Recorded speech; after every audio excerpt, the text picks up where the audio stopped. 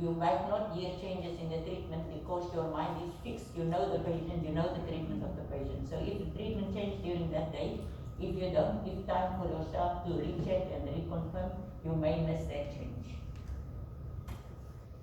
Now the next step that we are going to talk about is the situation monitoring. Now this is something that I think doctors and nurses and clinical staff automatically do. Like when Dr. May came in, immediately she said you are sitting too close to each other, right? If you walk into a room and your patient doesn't look alright, you're already aware something is wrong. If you walk in a room and there's two people sitting at the back, you will see, right? So a team has to know what is going on around them to be an effective team. So what is situation monitoring? It ensures new or changing information is identified for communication and decision making. Example of this is during a code blue, the patient go into defib, right? All of us is aware now. We look, we see that now we need to change our management, right? Instead of only CPR, we need to use the defib machine. If the patient went in AF, sorry. So now we need to use the defib machine. So everybody needs to be aware of their environment. They need to be aware what they want to achieve and what should be the normal parameters for a patient during a code blue. Leads to effective support of fellow team members. If we all are aware, like I don't only focus on the medication, I am aware of the whole situation of the code blue. I can see if something goes wrong. If the doctor is struggling to get the tube, or the doctor is struggling to open the tube, we need to help each other. That is mutual support. We don't stand there and say, okay, I don't like this doctor, let him struggle, right? Because who's struggling? The patient is suffering. And we sometimes do that, right? We are human beings. Okay. It's also, mutual support is a continuous process. It never stops, right? During situational awareness, it's the individual outcome, right? The shared mental model is, okay, we are doing code blue, right? The outcome is individual outcome. We want to resuscitate this patient, we want to revive this patient, right? All of us are aware of the roles. All of us are aware of the situation, what we are going to achieve, what our role should be, how we should work together as a team. If there is 50 people in the room, we will not be successful, right? And this is sometimes what happens because here, if you have a code blue, everybody runs to help, right? But remember, if the team members that is not supposed to be there is there, it interrupts the team cohesion. Situation monitoring of individual skills. If you don't have the skill to read cardiac monitor to know if the patient has arterial AF or BF, right? You will not be able to see. So the code blue team, that is why usually in the ICUs they do ACLS, right? In the critical care units they do ACLS. This is why the code blue team, the people that come, is ACLS trained. So they have the skills to read, right? So all of them has the skills to know what medication should be given because they are trained by ACLS and BCLS, right? So this is, as I said, it's a continuous process. It's not, this is not something that stopped. It's during the whole time that we have this code blue. Everybody is aware of the whole situation all the time. Everybody has the skills and it's an ongoing process the whole time until we achieve, revive the patient or the patient died, and then we will do a debrief of what is successful and what was not successful done. Okay, now STEP is a mnemonic tool that can help you monitor critical elements of the situation and the overall environment. Now STEP, the components of situation monitoring, right? If you want to monitor a situation, you use the STEP methodology.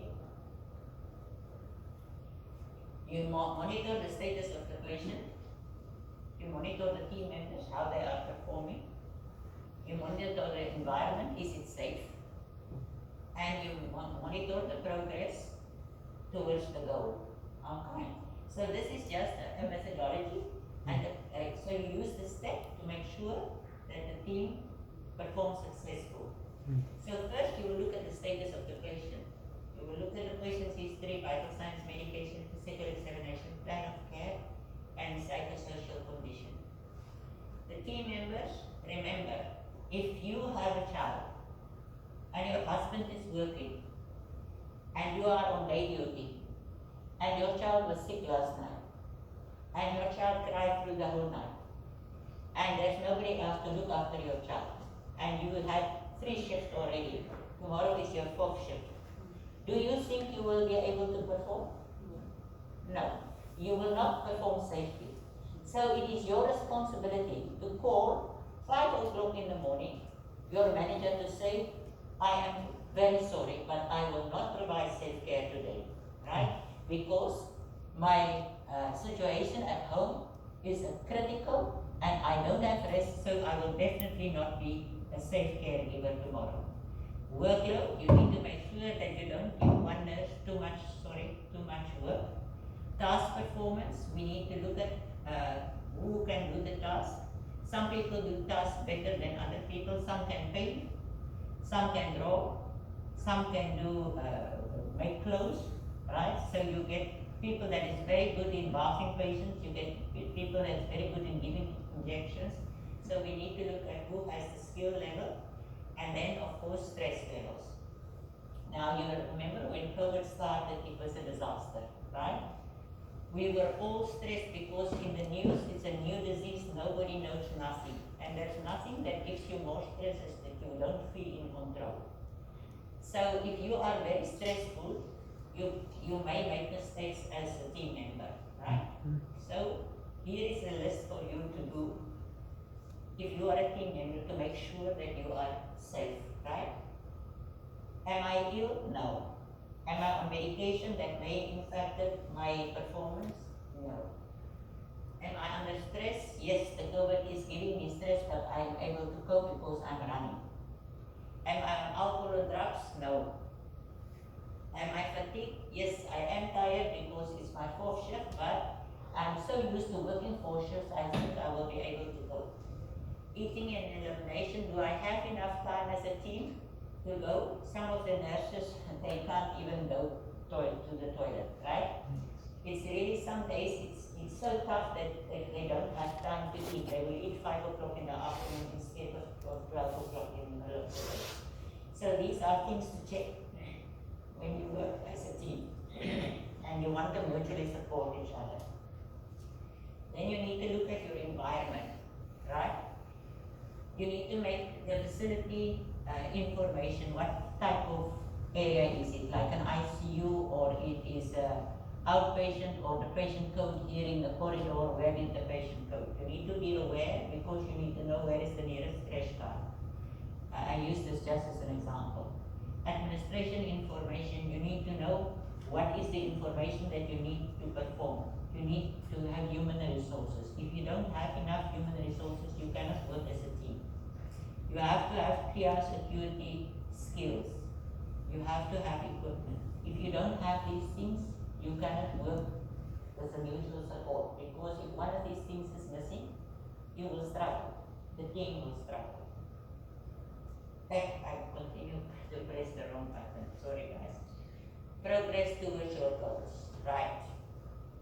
So the last one is call a huddle, right? Status of the teams, the patients, the goals of the teams, the tasks, the actions that are needed to be completed, and the plan still appropriate. The plan that you are doing is still appropriate, right? So say for instance we are coding a patient. Am I too long? No. If we are coding a patient and there's no response, right? Then we need to quickly huddle and say, guys, how long are we still not going to continue? What is our feeling? How do the team's awareness, what is the mutual awareness of the team? What is the situation? What are we going to do, right? So this is the progress towards our goal. Then we will say, okay, listen, this is a child. Sometimes it takes longer, so we will continue with the CPR. Or you will say, listen, this patient is 94 years old, the life expectancy of this patient and the quality of life is very poor. I think we need to stop. right? This is a decision that the team will do during the huddle. Now the fourth one and the last skill that you will learn is mutual support. Mutual support is dependent upon information gathered through situation monitoring. No, we've done this, right?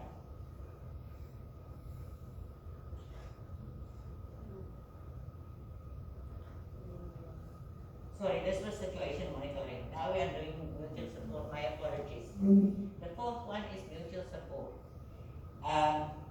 Here we depend upon information gathering through situation monitoring of communication of information, and enhanced by leaders encourage and role model mutual support behaviors. Right? Now here is the point where we usually have issues in a hospital. Right? I will call the doctor and I will say, I think you need to give the patient paracetamol, and I think we need to do a blood culture. And the doctor gets upset.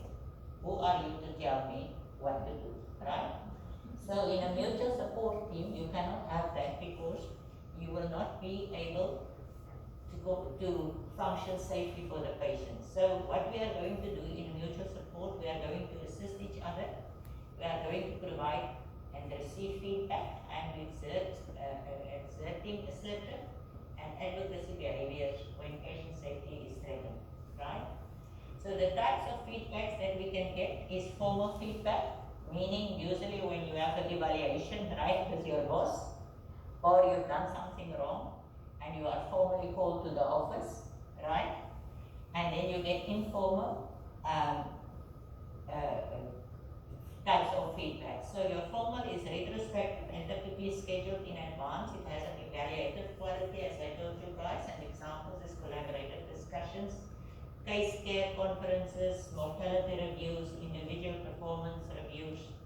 Informal is typically in real time, and it provided on an ongoing basis, and it focuses on knowledge and practice and skills and development. And examples of how we are doing it is during huddles and debriefs. Right, for instance, we have a code blue. We are now debriefing after the code blue, right?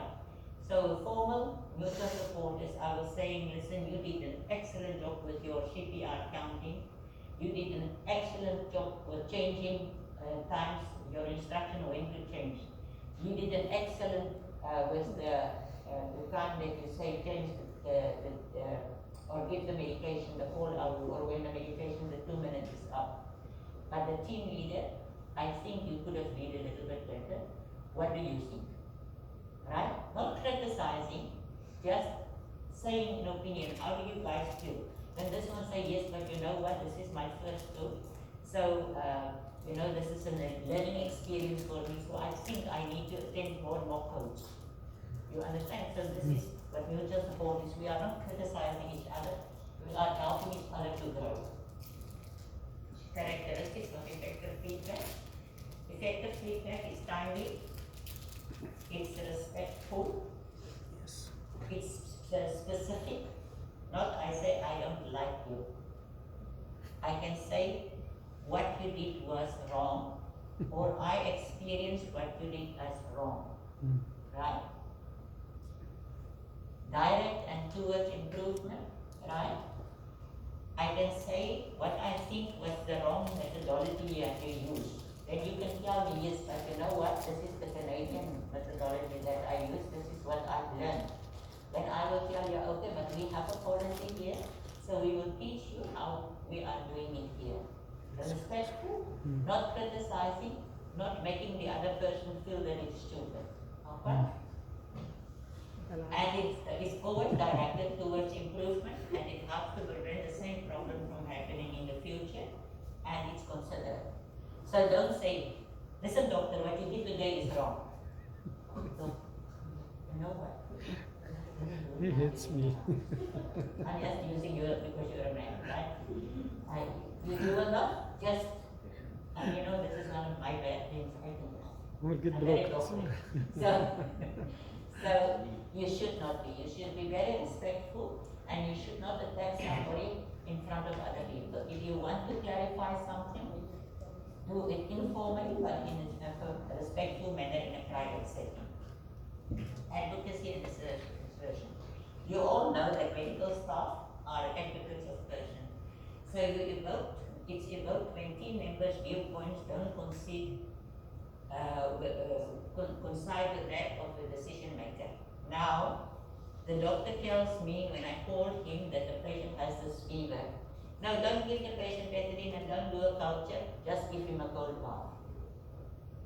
Now I'm getting upset because I'm sitting with a patient that is critically ill and this doctor is sleepy and he doesn't care, right? So now we don't work well as a team. Okay, so this is one of the things that I need now to be assertive. I need now to be firm, to say, doctor, did you understand what I said? My patient has a fever of 38.9. I already gave my patient a sponge bath. I already put a fan on my patient. I already took the blankets off and the temperature is still high.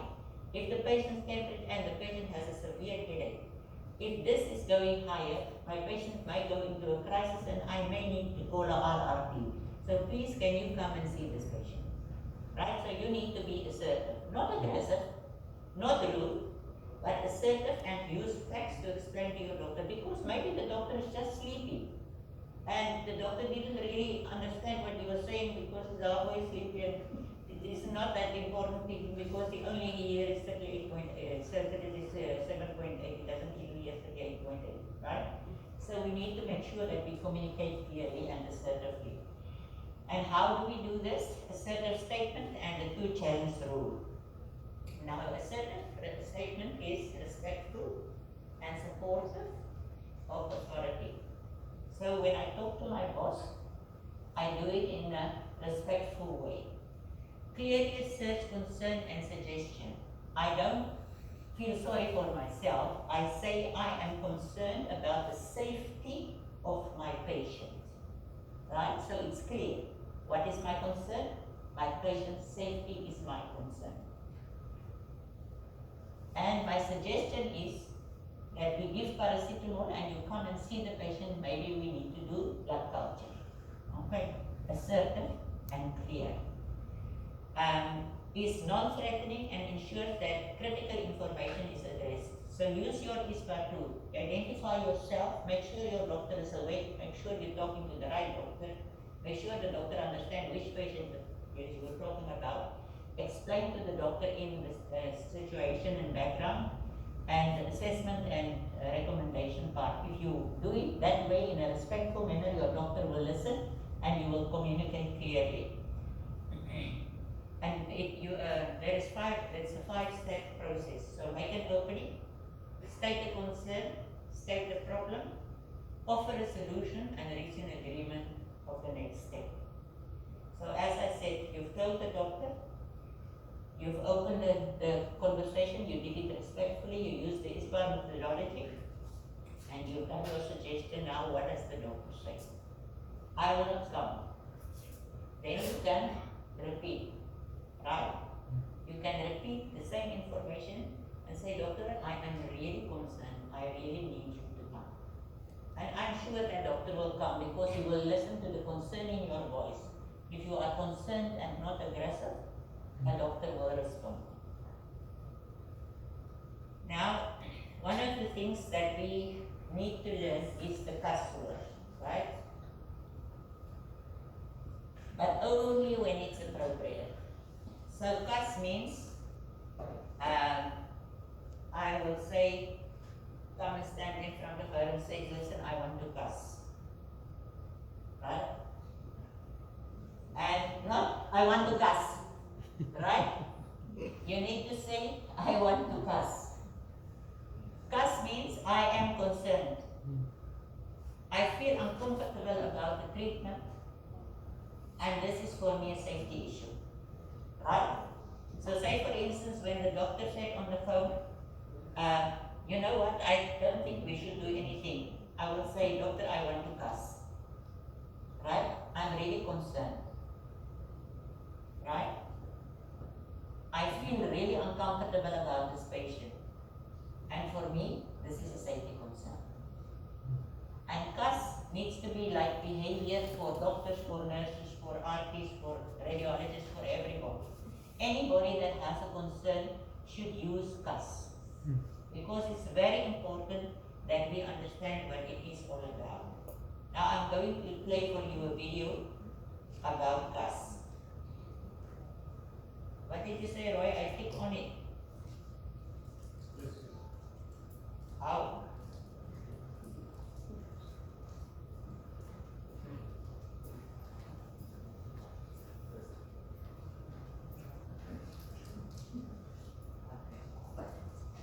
No sound? No sound? No sound? Silent? Roy, no sound? Sorry, we will try again.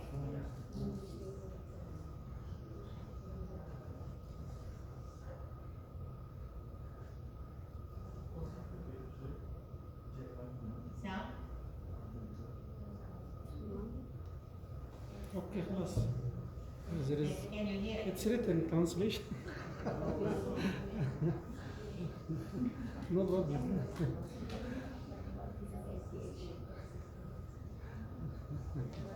But she will kill him. شوف حتى ضيف الاستاذ زي يعني تتصرف Fuck, معي Abby. Comfortable watching these late decelerations, the baby's heart rate's in the 60s. I mean, I just don't think it's safe to continue labor. Okay, did you see what she did? She stopped and she was assertive and she told the doctor without being aggressive. Right? Yeah, somewhat aggressive. كده aggressive Somewhat شوية Some- aggressive, yeah, because to some degree. It's an American girl, if you look at the كده stand. تبقى aggressive شوية كده في It's مصر probably American girl, I'm just teasing. Not American. But this is what CUS is, right? Is to stop and say that you have a concern. And this needs to be assertive. So that the doctor don't say, doctor, I want to CUS. Yeah. That will also not help because the doctor will not listen to you. Midway Yeah. between. Now, conflict in teams. الغربان دي ولا مش We عارفة are almost finished, right? So conflict in teams. تطريب. Information conflict, we have different information. We will use the two challenge rule. And interpersonal conflict, we will do the desk skirt, right? So this is conflict resolution tools. This is conflict resolution tools to use, right? Now the two challenge rule, كلكم بنضارة ده the two challenge rule is evoked when initial assertion is ignored. Like when I cuss and the doctor ignore me, right? It's your responsibility to assertively voice your concern at least 2 times to ensure that it has been heard, right? So you cuss 2 times ودنه with the doctor, right? So you cuss 2 times on the phone so that the doctor understands clearly you are having a concern, right? And if the member being challenged must acknowledge, if the outcome is still not acceptable, take a stronger course of action and use a supervisor, so-called the consultant. Say, listen, this registrar doesn't want to help me, so I've tried twice, I've cussed at him, he did not want to respond, so please can you give me your advice? Okay, so this is the 2-rule command, and you have to repeat it twice. Because as I said, sometimes we can miscommunicate. So maybe the doctor is sleepy and he did not realize it, or maybe he misunderstood your attitude in the beginning. Now the conflict resolution desk script is a constructive approach for managing and resolving conflict. So what we do is describe the specific situations, right? So if we are fighting, right, about the patient's treatment, right? We describe, doctor, this patient has a fever and a headache, and the patient is sick. And I am really concerned about this patient. I really suggest that if you don't want to come, can you suggest somebody else that can help me? And the consequences should be stated. If we don't treat this patient may have a higher fever, this patient may become septic, right? Other conflict is if you have stupid simple conflict like you have a conflict about who should go on lunch first, right? You need to follow the same desk script, right? Mm. You describe the situation. Okay, both of us want to go on lunch, right? My concern is if both of us go on lunch, who will look after our patients? Mm. I cannot look after yours, so you cannot look after mine. I think what we need to do is we need to draw straws to see who will go first, right? And if we draw straws, we need to make peace with the one that draw the long straw will go on lunch first. Because if we don't go together, if we go together, our patients are not safe, right? Because the whole purpose of working as a team is patient safety. Now let's discuss. Have a timely discussion. Work always on a win-win. As I said, if you draw the straw, anyone can win, right? Frame the problem in terms of your own experience. Don't say you. Say, I feel concerned about the patient. Don't say, doctor, you are not concerned about the patient, right? Choose a private location when you want to discuss something. So don't shout and scream over the phone, or when you want to fight in the unit about lunch, go to a private area, don't fight in front of everybody. And as I said, use I statements and avoid blaming statements. Critique is never criticism. If you say that I do not like what you did during the code blue, right? I did not like it, and then you told me, but it's the way we do it in Canada. We clarify it, but we do it in privacy and we do it respectful. And then I will correct you in a correct way and say, yes, this is the Canada way, but unfortunately, our values, our goals, our culture of safety in our curses hospital require for you to do it this way. So in the future, will you be able to do it this way? So we will do it respectful and we will agree, because if you don't do it this way, I have to report you to the supervisor if you don't want to correct your behavior, right? And focus on what is right and not what is wrong, right? So if the person tell me that this is the Canadian way, that means just he's doing it in another way. Doesn't mean he's a bad person. It's just that I need to understand where that person is coming from, and I need to guide that person in a kind and a positive and a mutual support way towards the right way. So now what we have done is the tools and strategies summary, right? We've done the barriers. The barriers for teamwork is inconsistency in a team membership. So if we always change teams, we will never achieve our goal. If there's lack of time for the team to perform their tasks, they will not be able to do it. Hierarchy depends on the one that has the skills, right? And respect for the one that is leading. Defensiveness, if we are defensive when somebody asks us to do something, and listen with our hearts instead with our brains, we cannot work well together as a team. Conventional thinking, if we don't think together in the same way, right? If we have old thinking ways and do the things the old way, varying communication skills, complacency, conflict, lack of coordination and follow up with co-workers, distractions, fatigue, work overload, misinterpretation of clues, and lack of role clarity. These are all barriers to effective teams. Tools that we can use to communicate is the ISPAR, the call out, the check back, the handoff. Tools that we can use to lead teams is brief. You remember the brief checklist? The huddle is the cuddle, right? And the debrief is afterwards, and we do it in a respectful way and we focus on the positive. Situation monitoring, we do it in steps so that we know what is going on all the time and that we can mutually support each other when we see there is lack of one safe or one lack the knowledge, then you need to help.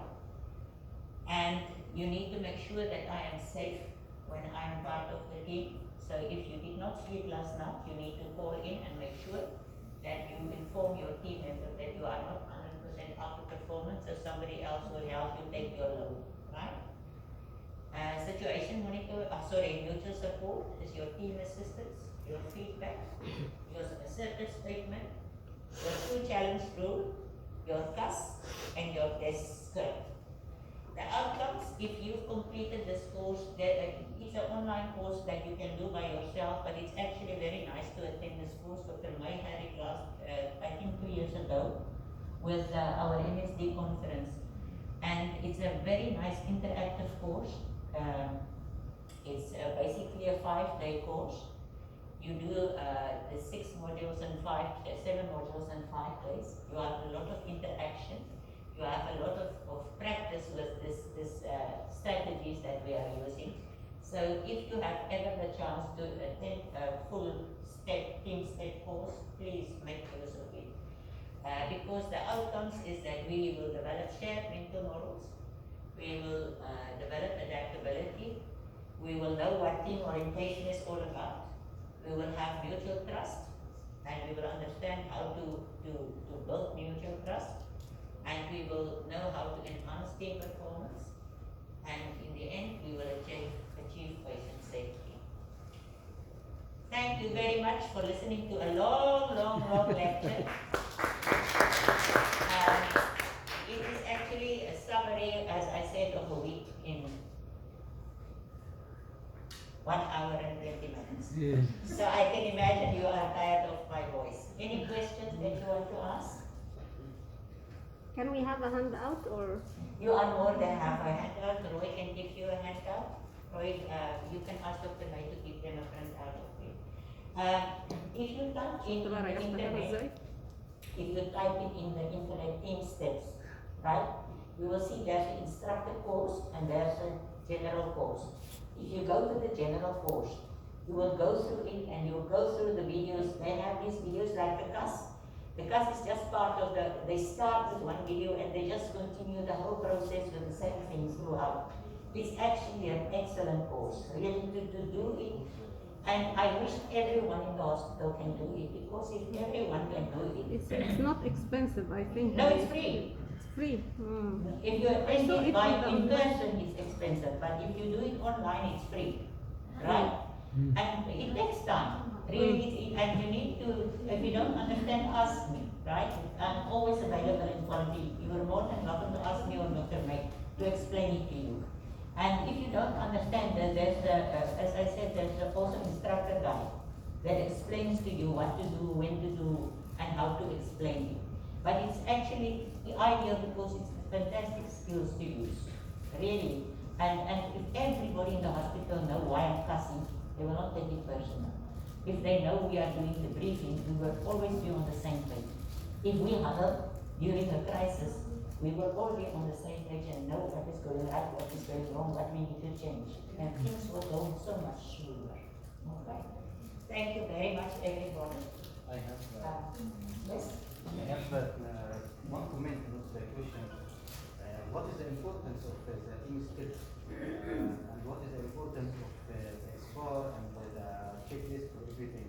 And then when I reviewed, I found that in 2000 in USA, in the Journal of Patient Safety, they reported how many patients died from medical error and miscommunication, and the number was 100,000. The number was 100,000. For less communication. Yes. And then they repeated the study again in 2013. They found that the number increased from 100,000 to 200,000 to 400,000. So the number is doubled. Yeah.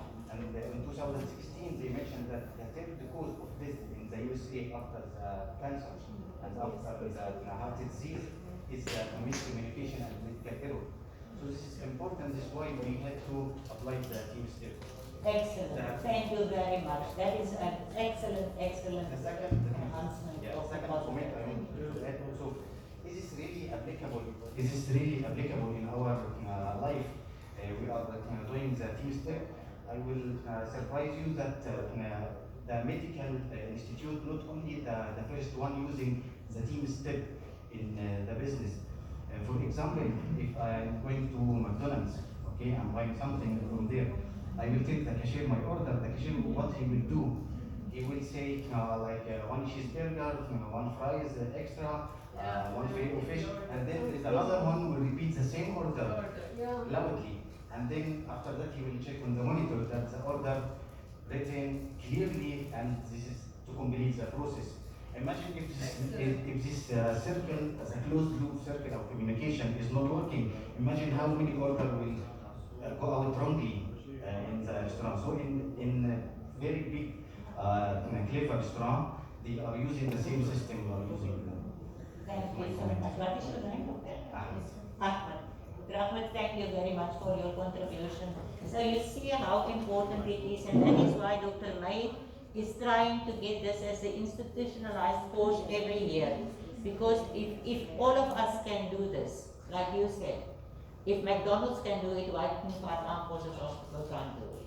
So that's the plan for us, that the NICU is going to be a fully TeamSTEPP model for the hospital. Because I think all our doctors and nurses, they work closely together. We don't have this ego barriers, and they accept and respect each other. So also our RTs, so I think we're going to start there.